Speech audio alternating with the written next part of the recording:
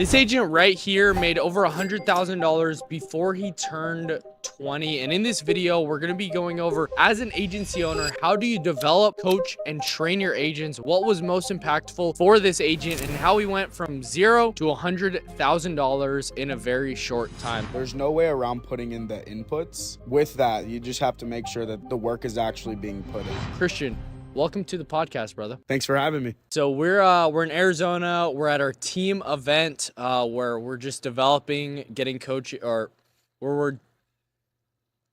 All right, we just need to make this conversational. Is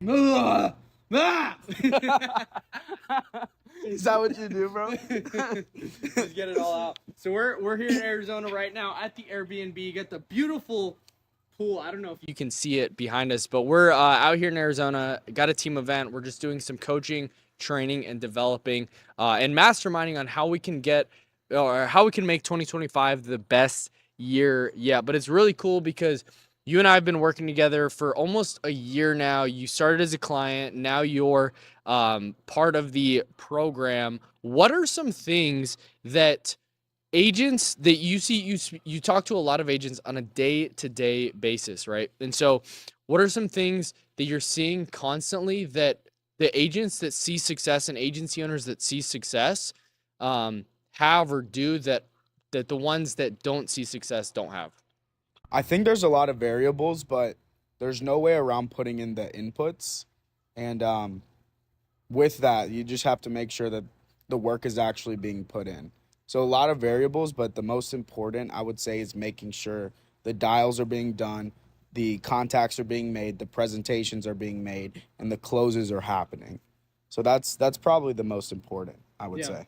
And as far as like the actual things that these people do on a day-to-day basis, like what are the similarities that you're seeing? No matter what level they're on, they're showing up to training.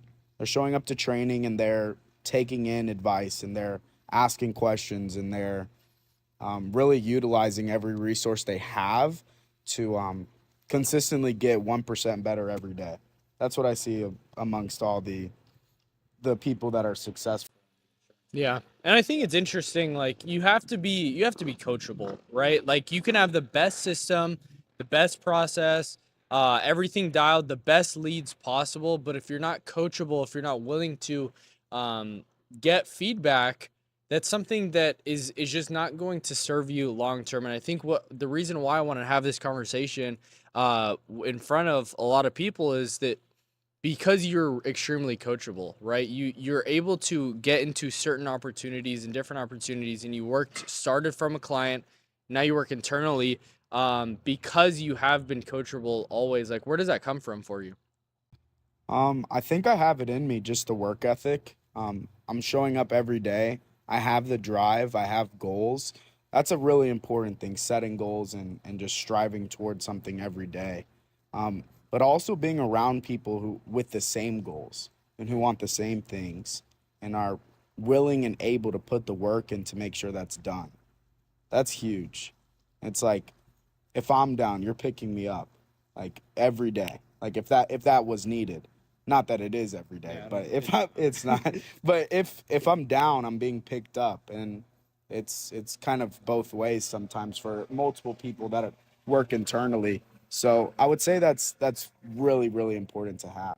Yeah. And I think like for anybody that are agency owners that are wanting to grow far, that are wanting to hit their first 100K, 200K, 300K months, you're not going to do it alone. Yeah, you can be a solo producer. There's agents and agencies or agents specifically, solo producers that have done over $100,000 in a month.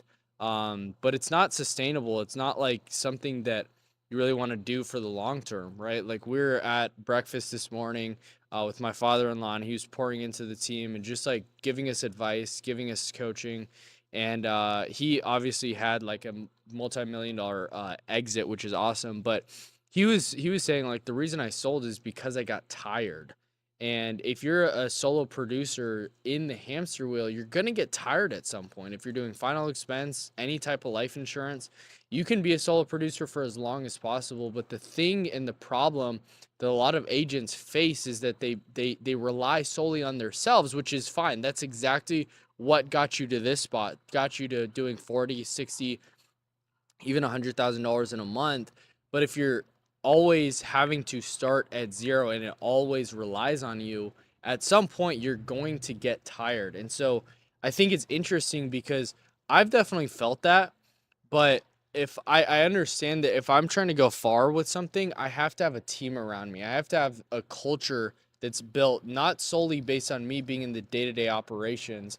What are things that you're seeing on your side, like that you, to be able to work with somebody who's trying to do something big? Like, how do you plug in or see yourself in that when you're not maybe at that level, but you're wanting to accomplish uh, in that way? Like our relationship, if that makes sense. Just advice for other agencies.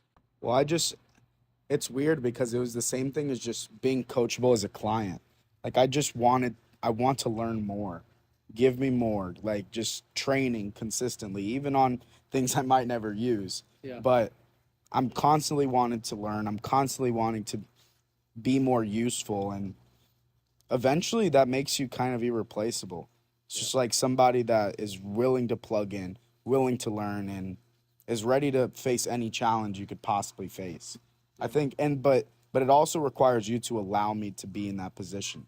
So that's really helpful. So talk about that. Like how does somebody like that's maybe a one person business, maybe just the sole entrepreneur, maybe the sole agent that's producing, that's wanting to grow an organization and have an entrepreneur, right? Like obviously it's not your business that you're in, but you have the ownership like it is. You have the entrepreneurship like you are.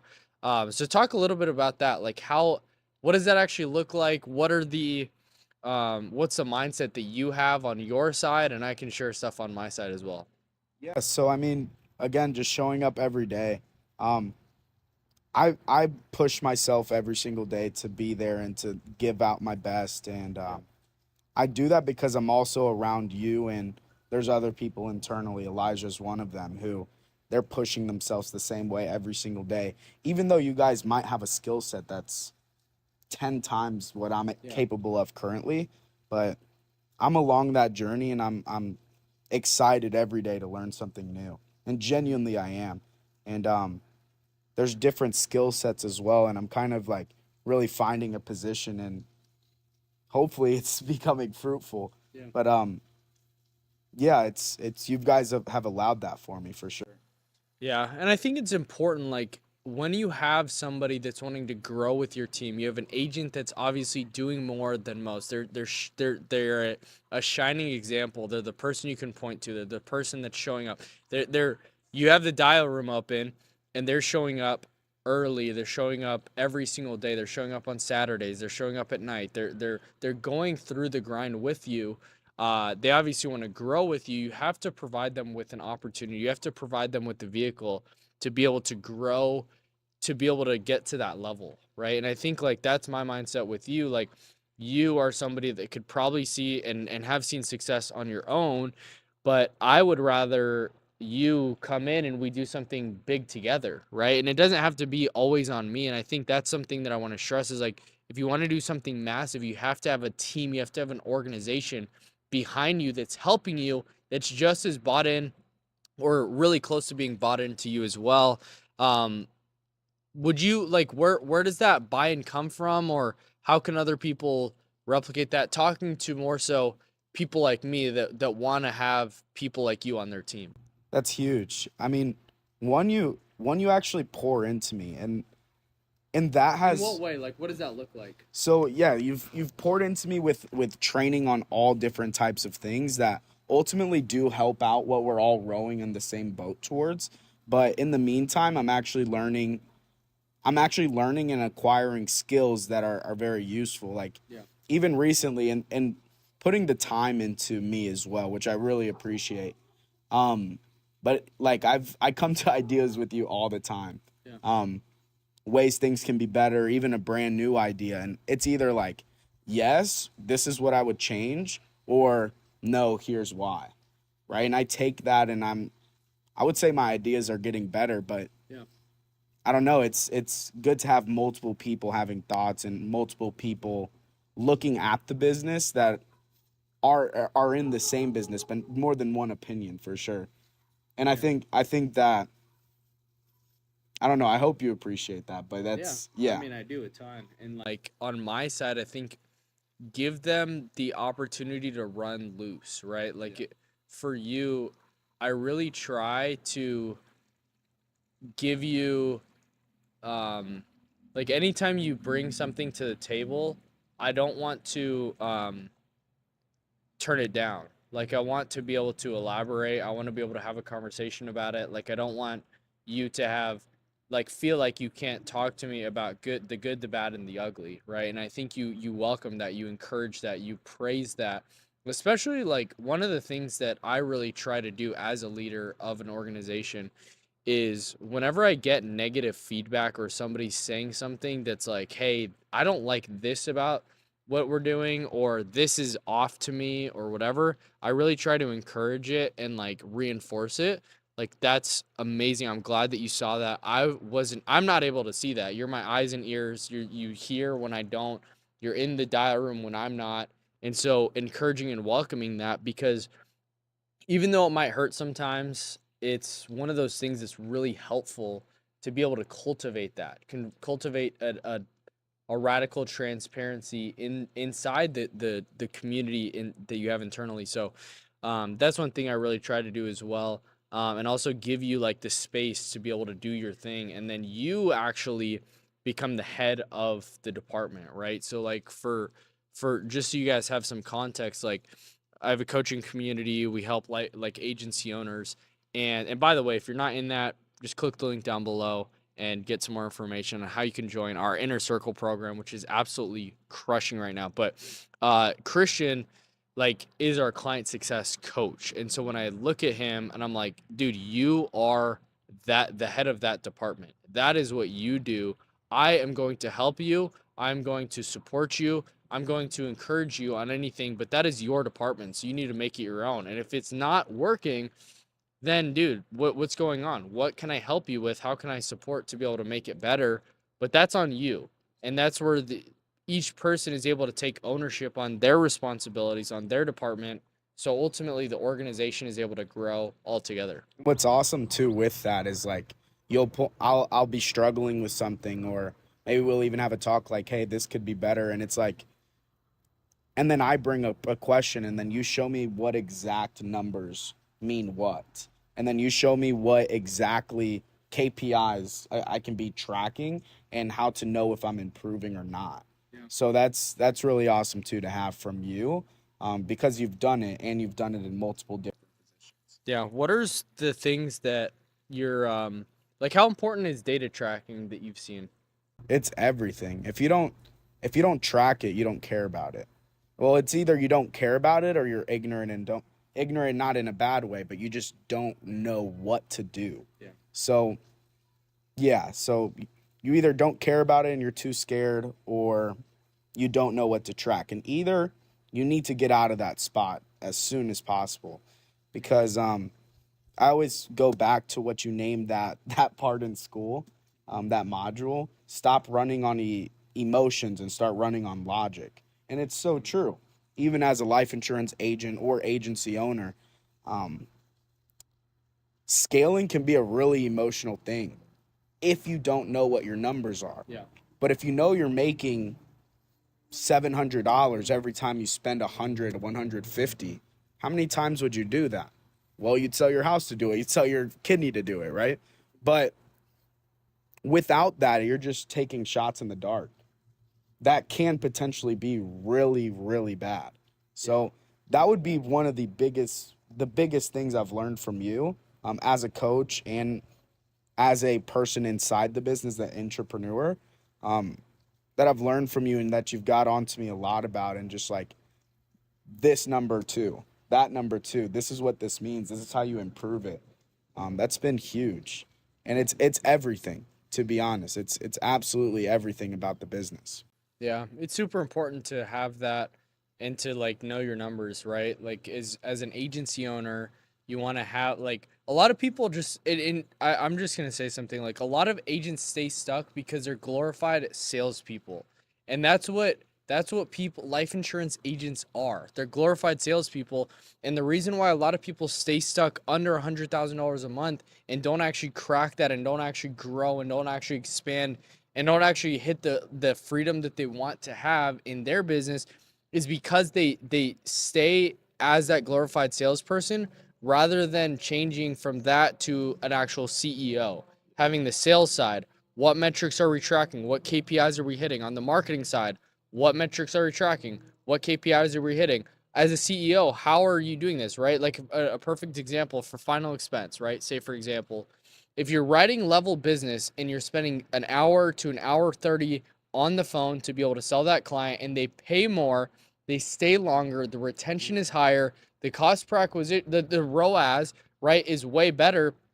You need to continue to do that. Your LTV per client is higher because the persistency is higher, because the case size is higher, because they can afford more. Then stay doing that, stay selling those people. But as a CEO, as a business owner, you have to analyze and be able to see, is graded as GI, is direct express business giving me the best lifetime value per client, or is it not? Because if it's not, then each time your sales guy is doing that, they're wasting their time. And so this is an example of a CEO, like having that CEO mindset. And it's not really a sales side and it's not a marketing side, but it's an owner side, like taking ownership, seeing the numbers, looking at them and being able to take that. And then also analyzing, hey, why is our average case size $800 or why is it $600? It needs to be over $1,000 for this business to run profitably. Because here's the thing, every product that's the cheapest is not always the best. So maybe you get paid $3 more, or the client pays $3 more, but it's a better carrier overall. The billing is way better, and the retention is higher because of the internal things that the carrier has. These are things that, as a CEO, as an agency owner, will help you scale, help you develop, help you be more profitable, and not just be an insurance agent for the rest of your life. That's one thing you talk about a lot too. It's what carrier you. There's a lot of things there, but I want to start with what carrier you use. The cheapest isn't always the best. It can feel that way as an agent. Yeah. Because you're trying to sell it, obviously, but you're not doing anyone any good if this carrier without true social billing, that is the cheapest, but doesn't have the right benefits either and is not a reputable company and is not a solid company. That's something you talk about a lot, and you're not doing anyone favors by selling a product that is not going to work in the long run. Yep. Another thing you talked about there too was just as that's changing it to the CEO mindset. Yep. It really is. And what works best for the agency, and the cheapest isn't always the best, and selling that even as the agent, you have to think from the mindset. It's not doing anyone good giving them the cheapest if it's not the best. Yeah. Yeah, it's so important. And so you gotta carry the three hats, right? Like as an entrepreneur, as the business owner, going from an agent to an agency owner and a CEO mindset, looking at the numbers in raw form, right? Like literally, it's so important that like even hire a VA, hire somebody, invest money to get proper tracking. Because here's the thing, the data is what you make decisions based on. The quality of data that you have is a direct correlation to the quality of the decisions that you make in your business. And so if you have horrible data and you have horrible tracking, and I actually got called out from one of my coaches yesterday because he's like, dude, he was ripping numbers. I was asking him questions about my business and he was saying, hey, what about this? What about this? What about this? And I was like, oh, I actually haven't tracked that, or I haven't looked at that, or I haven't been over that, or really like giving feedback on that. And he's like, dude, you should have done that yesterday, because if this would have happened with mine, like there would be multiple people fired. And I'm like, dang, that was on me, right? And so I think for you watching this and listening to this right now, the quality of data is directly correlative, or it correlates directly with the quality of the decisions that you're able to make. Yeah. You couldn't have said it better. That's absolutely right. And that's huge. So what are the just on a we'll start on a basic level for an agency owner. wanting to really grow, wanting to scale, right? Because on this channel, we talk about hitting 100K months and then into the millions per month. What are the on a basic level metrics that every single agency owner right now watching this needs to be able to track in their business? Cost per acquisition for sure. You need to know how much um um hold on, let me restart. How much you need to know how much it takes to be able to like acquire a client, but then also like in that, not only just having the person or not only having that number to like the cost to acquire, but then also on the flip side, what is the lifetime value, and then what are your gross profit, like what's your gross Yeah. profit? That is so important because you can have 150, you could have $100 cost to acquire, but if your lifetime value is like $200, that it doesn't matter, right? So you got to make sure your lifetime gross profit is really good and you have a 6 to 8x ROAS on your actual cash. That will allow you to scale. It depends if you're doing an LOA, a free leads model, a broker model, whatever it looks like. That's going to vary, and that's going to be able to give you more margin. Obviously, that's what's nice, but that's going to vary differently. What else For sure. those? There's placement rates for sure. Yeah. And some of that has to do with the carrier, but for some of sure. it about the way you're selling for sure. And like if you're getting and there's ways you can track that too. So a lot of NSFs, they might have not gotten paid yet. Maybe not all of them, but where's that true social billing? Is it there, and is that why? Yeah. So that's placement. Persistency as well. I mean, if you increase your persistency 10%, you're keeping 10% more of the money you're bringing in without changing a thing with sales or without increasing anything with on the marketing side and that sort of investment. So both of those are really important to track and to really try to get better as the best you can. What would you say is like a good point for that? Like 80% is obviously the goal, but Yeah, the goal is 80%. Like we're seeing like 70% across the board, typically with the agents that we coach and develop and train right now. But there's different things on the retention side that you can do, and that's 13-month. The goal is to be able to get that to like an 80%, 85, 90%. I hear people doing a bunch of different things, which like 100% aren't not 100% accurate at different times. Um, but I think like if you can have a target of helping them pay their first 3 to 4 months of premium, they're going to be able to stay the rest. And so that's what's really important as well. Like if you can get them to stay another month, if you can get them to stay another few months, if you can get that to an 80, 85, 90%. Again, a lot of it's based on carrier and billing as well, and the way that you sell it in your sales presentation. But if you can do that and have a really good process with that, I think it's really helpful. And then also like something the things that we're building out on our LOA side and free lead side is like having a retention team, having a customer support team. I think that's really important to be able to increase that as well. And as an owner, you can get your lifetime value back up if you get these people back on. And so like what we're gonna be doing, we haven't done this yet, but one of the departments that we're just gonna build out is having a retention team, right? To be able to keep people on the books and just put them in a dialer and call back through chargebacks, right? So if you're a solo producing agent, want to increase your profitability, or as an agency owner, it's something that's really important to have. Even if you're on the broker side, right? Even if you're building a broker agency, I think having like a VA or having like an agent that's paid bonus based on commission or whatever, of people that they get back on, and just have them live transfer back to an agent, have them set appointments. That's another way, like could be a massive profit center for agency owners. and there's a few things with that. One, it's essentially taking care of your book. Are you getting your policy? Sometimes they don't get it. Forget they have it. See the charges coming out and then dispute or whatever it is. Cancel. So there's that, taking care of your book and making sure they know they're covered. And then 3 months, 6 months, and then you'll find a lot of people actually want to increase their policies too.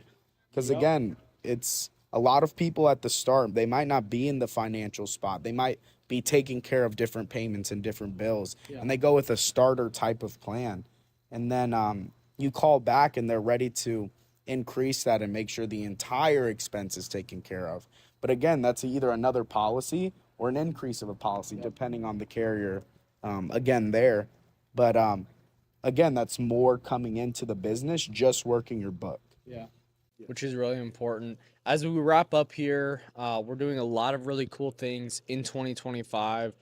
We obviously are starting to grow the agency. We have the broker side, which we've taken on $100,000 a month, 150,000 a month agency, and then about a 50 to 70,000 a month agent that's growing his agency, and then also having our free lead program, which is awesome.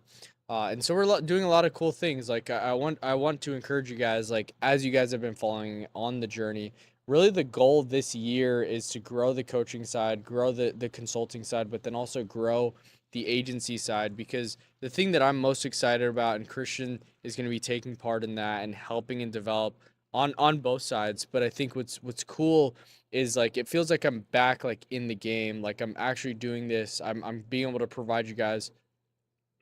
Okay. Yeah, I'm about to finish.